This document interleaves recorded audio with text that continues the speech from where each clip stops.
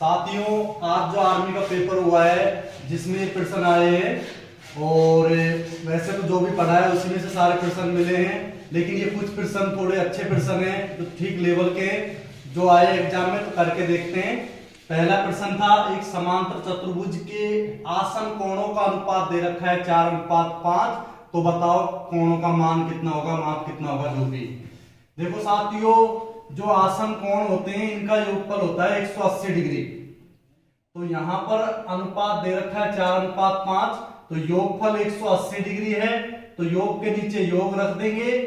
पहला अगर कोण बताना है तो 4 से गुणा करेंगे और दूसरा कोण बताना है तो 5 से गुणा करेंगे। 9 से कटेगा ये 20 बार और 20 गुणा 4 80 डिग्री, तो एक 80 है, तो दूसरा कितना हो जाएगा 100 डिग्री। तो आपका आंसर सही होगा 80/100। तो आपको ऐसा ऑप्शन मिला है तो जिसके अंदर इसका आंसर है।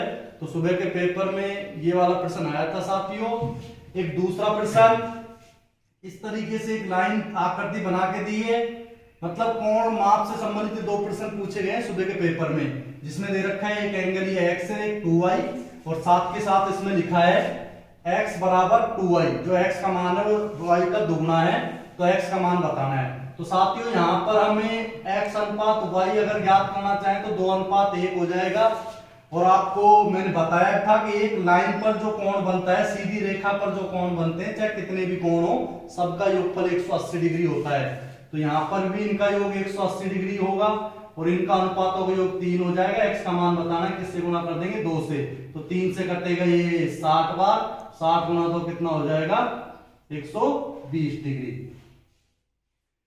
तो ये दो प्रश्न आपके क्षेत्र नीति से संबंधित हैं जो कोणों के माप से आधारित। इसके अलावा और भी प्रश्न हैं, काफी बेसिक प्रश्न आए हैं, जैसे व्यास से क्वेश्चन आया है और औसत से भी प्रश्न आया है, अनुपात समानुपात से भी मिला है प्रश्न, दशमलव भिन्नों को ज्ञात करना। बहुत नॉर्मल अच्छा पेपर है, काफी बहुत बढ़िया पढ़ाया हुआ जो था उसी में से आया है। बहुत अच्छा स्कोर किया भी है बच्चों ने।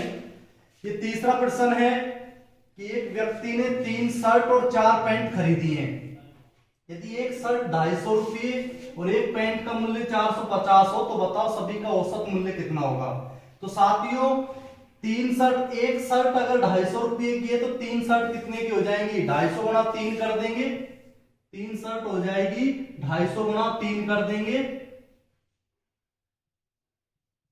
जो आएगा 750 रुपये। और एक पैंट अगर 450 की तो 4 पैंट कितने की हो जाएंगी, 400 गुणा 450 कर देंगे, 0 4 5 20, कितना बचा 2 4 4 16 तो 1800।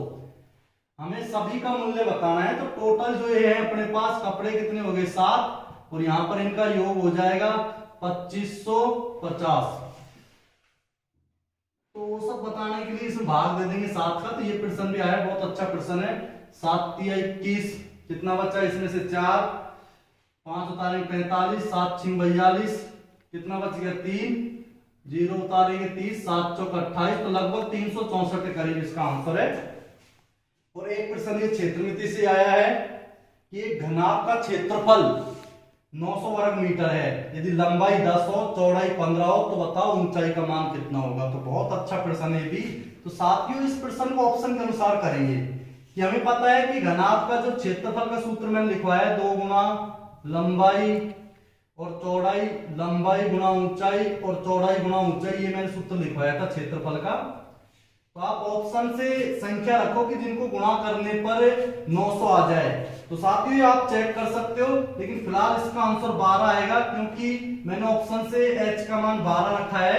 बाकी आप इसको चेक कर सकते हो करके। तो 10 गुणा 12 भी करेंगे, तो 10 गुणा 12 करेंगे तो 120, 15 गुणा 10 करेंगे 150, और 15 गुणा 12 करेंगे तो 180। इन सबको जोड़ने पर 450 आएगा, और फिर इसको अगर दुगना कर देंगे तो अपना आंसर 900 आ जाएगा। इसलिए इसका आंसर कितना है 12। इसके अलावा सेकंड पारी में भी जो एग्जाम हुआ है उसमें भी डिट्टो प्रश्न जो मैंने पढ़ाए उसी में से ज्यादातर बच्चों से संपर्क हुआ है। सभी कह रहे साहब बहुत अच्छा पेपर हुआ है हमारा, अच्छे प्रश्न आए हैं जो पढ़ाया उसी में से। तो साथियों, ये प्रश्न बहुत अच्छे प्रश्न है जिनका कल पेपर है। थोड़ा सा ये कौन से संबंधित प्रश्न आप देख के जाए।